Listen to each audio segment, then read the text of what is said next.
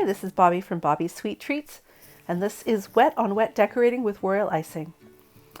We're going to start with our bag of royal icing. Look for the seam of the bag. You're going to make sure that seam is in the middle of your cut. And we're going to start by outlining our cookie.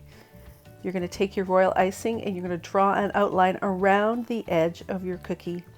You'll notice how far away from the cookie the tip of my piping bag is.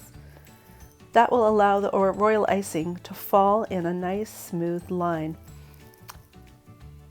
Here you can see just how far I've got my tip away from the cookie, and look how nice and smooth that line is.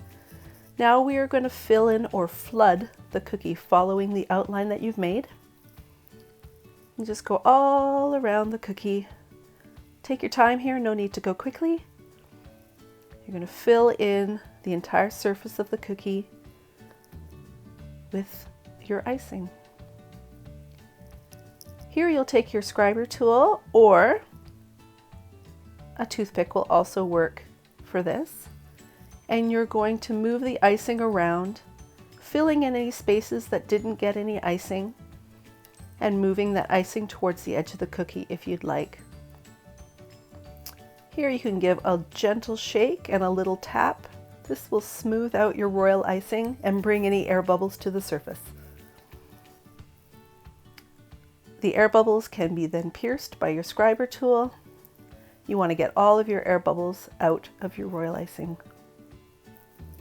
Another quick shake and a gentle tap, and we're going to add some color. So here I'm going to add some simple purple lines. Again, you can see how I'm pulling the tip of the piping bag away from the surface of the cookie so that I can have a nice, straight, smooth line across my cookie. How about some blue? Same thing, pulling the tip of the piping bag away from the cookie so that the royal icing falls in a nice, smooth line. Here you can take your scriber tool or your toothpick and drag it through the lines, making sure to clean in between swipes, and you'll end up with a nice decorative look here. Go ahead and switch your cookie around and swipe in the other direction. That's all there is to it. You'll want to leave this cookie to sit for at least 24 hours so that the icing can harden. It looks like it's painted on. Creativity is the key here. Go ahead and try different looks, different colors, and different patterns. Have fun! Thanks for watching, and we'll see you in the next video.